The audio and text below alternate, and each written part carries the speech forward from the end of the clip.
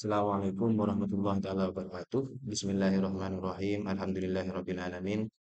Wassalatu wassalamu ala asyrafil anbiya'i wal mursalin sayyidina Muhammadin wa ala alihi wa ashabihi ajmain amma ba'du. Teman-teman mahasiswa psikologi yang yang mengambil mata kuliah psikologi Islam, psikologi pendidikan, psikologi media, komunikasi, eh, dan wawancara yang saya hormati. Sebelumnya saya mohon maaf karena dalam beberapa pertemuan terakhir ini saya tidak memungkinkan untuk ke kampus untuk mengajar karena alasan atau hal yang tidak mungkin saya tinggalkan. Tetapi pada hari ini saya ingin mengajar secara daring, namun saya berharap proses pembelajaran secara daring ini tidak mengurangi efektivitas perkuliahan kita. Nah, teman-teman, hari ini kita akan berdiskusi tentang eh, overstimulasi yang ini apa ya? Suatu pembahasan yang bisa dilihat dari berbagai perspektif atau sudut pandang, terutama sudut pandang empat mata kuliah yang saya ampu. Yang pertama psikologi pendidikan, kemudian psikologi Islam, psikologi media, dan psikologi wawancara. Nah, seperti yang saya sampaikan tadi, bahwa kita hari ini akan berdiskusi tentang isu overstimulasi pada anak dan remaja. Nah, overstimulasi itu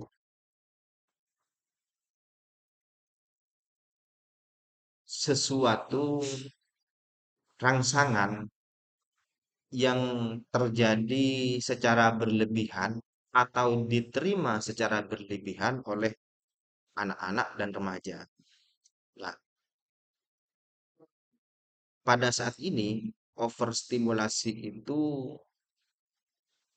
banyak didapat oleh anak dan remaja itu melalui media. Jadi overstimulasi itu sebenarnya tidak hanya berkaitan dengan penggunaan media saja, tetapi banyak hal. Atau sesuatu yang diterima oleh anak secara atau remaja secara berlebihan itu bisa masuk dalam kategori overstimulasi. Tetapi pada era saat ini, overstimulasi yang paling banyak diterima oleh anak-anak itu adalah overstimulasi dari media. Jadi penggunaan gadget, penggunaan media sosial, penggunaan permainan game dan semacamnya yang berbasis Android atau berbasis gadget itu banyak diterima oleh anak sehingga dicurigai akan terjadi overstimulasi. Nah, jadi overstimulasi itu adalah rangsangan yang berlebihan atau stimulasi di luar kapasitas kemampuan anak dan remaja menerima stimulasi. Nah, maksud dari istilah rangsangan yang berlebihan itu bisa dilihat dari frekuensi atau tingkat keseringan anak berinteraksi dengan gadget itu. Misalkan terlalu sering atau terlalu cepat berganti screen, eh, seperti nonton video pendek Reels atau di TikTok atau di YouTube nonton video pendek. Itu kan sekitar 10-30 detik, kemudian berganti dengan skin video yang lain. Jadi itu selain tingkat interaksi dengan gadget itu sudah terlalu banyak dan dari jenis tontonannya pun juga terlalu terlalu cepat berubah, terlalu intens juga. Video pendek itu kan kurang lebih 10 detik, 30 detik, kemudian berganti ke video pendek yang lain. Nah, jadi informasi yang dikonsumsi oleh anak dan remaja itu sangat banyak, tapi sedikit-sedikit. Itu pun kalau berbentuk informasi, kadang berbentuk apa ya, berbentuk adegan-adegan yang eh, tidak sesuai dengan tingkatan umur mereka. Misalkan melihat adegan kekerasan atau melihat adegan konten kreator yang bertingkah nyeleneh sehingga berpotensi ditiru oleh anak-anak dan remaja. Nah, sumber overstimulasi media itu bermacam-macam. Pertama, bisa dilihat dari konten yang cepat dan berkedip-kedip. Berkedip-kedip itu maksudnya ini ya, gonta-ganti.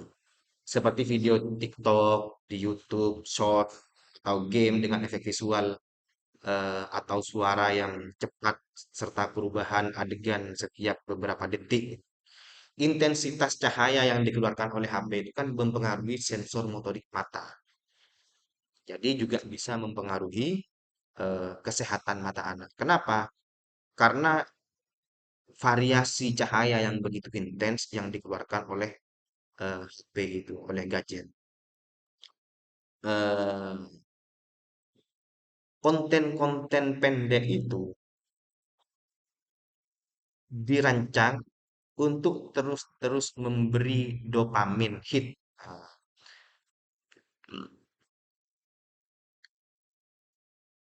dopamin hit itu apa? Dopamin itu eh,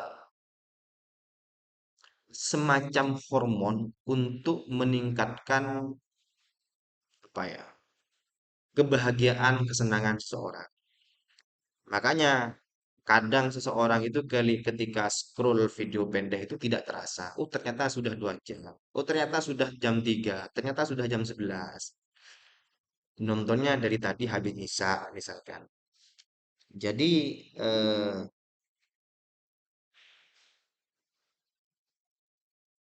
tidak terasa. Kenapa tidak terasa? Karena sudah dipenuhi dengan dopamin kesenangan itu. Kemudian yang kedua, sumber stimulasi media itu eh, multitasking media. Multitasking itu begini. Ambil contoh kasus misalkan anak itu makan sambil nonton HP. Karena kadang ada anak itu tidak mau makan kalau tidak sambil nonton HP. Itu kan dua, dua pekerjaan yang dilakukan dalam satu waktu. Seperti makan dan nonton HP. Makan oleh sompaan scroll. Makan oleh sompaan lagi scroll lagi. Jadi mon pas nan bahkan seumpaan kita kemarin EKL, kita ekelodu, itu sudah scroll beberapa kali. Itu saya pernah terjadi pada anak saya. Kan. Karenanya saya melarang anak itu kalau mau makan jangan sambil nonton HP. Jadi tidak boleh makan sambil nonton HP. Karena itu dua aktivitas berbeda yang dilakukan secara bersamaan. Jadi ketika seorang anak itu melakukan multitasking seperti itu, seperti makan dan nonton HP, atau makan sambil bermain, secara tidak langsung atau secara langsung, anak-anak itu dipaksa untuk selalu beralih fokus. Makan dulu, ngompak dulu, terus main boleh. Ngompak dulu, terus main boleh. Itu kan dipaksa untuk selalu beralih fokus. Nah, efeknya itu nanti anak-anak atau remaja itu akan kesulitan untuk fokus.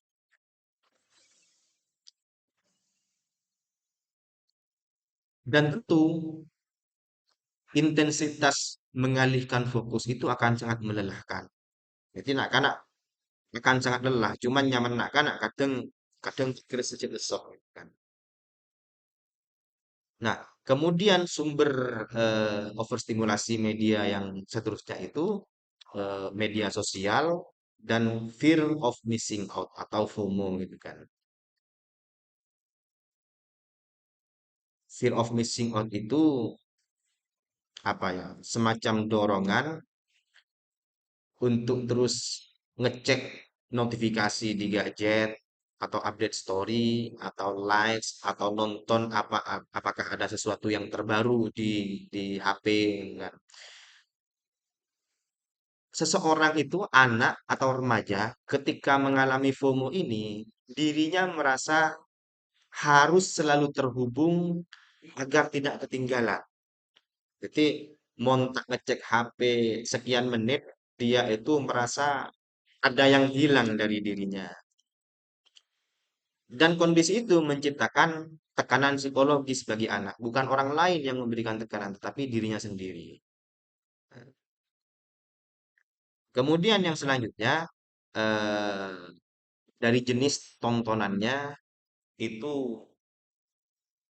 juga tidak terfilter. Kan kadang seperti yang saya sampaikan tadi, tontonannya itu macam-macam. Konten kreator yang menyasar atau yang mentargetkan anak-anak sebagai penontonnya.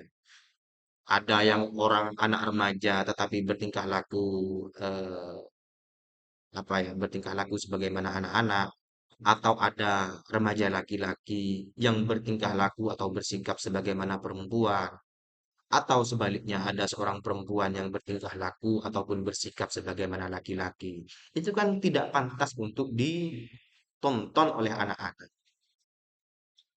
Em, atau ada adegan konten kreator yang apa ya yang eh, tidak sepantasnya menirukan perilaku anak-anak karena faktor umur, tetapi ketika membuat konten, dia menirukan perilaku cara bicaranya anak-anak karena memang yang ditarget sebagai penonton adalah anak-anak. Kemudian sumber yang selanjutnya, sumber apa eh, overstimulasi ini dari sisi durasi nonton yang berlebihan.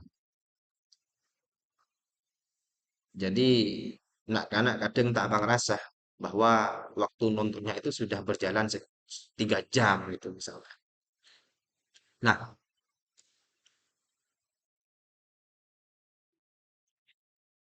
nah kemudian kalau kita lihat dari perspektif psikologi pendidikan misalkan, karena ini juga ada mata kuliah psikologi pendidikan. Nah, apakah ada dampak overstimulasi itu terhadap fungsi otak? Kan?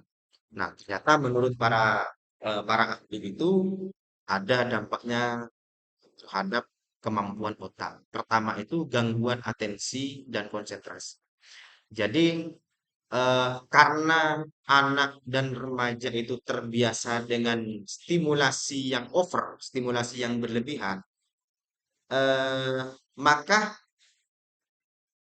anak-anak akan kesulitan untuk mendapatkan fokus dan konsentrasi terhadap satu hal. Padahal konsentrasi terhadap satu hal itu sangat penting. Sedangkan anak-anak sudah terbiasa konsentrasinya terpecah-pecah. Jadi akan mengalami gangguan atensi atau konsentrasi.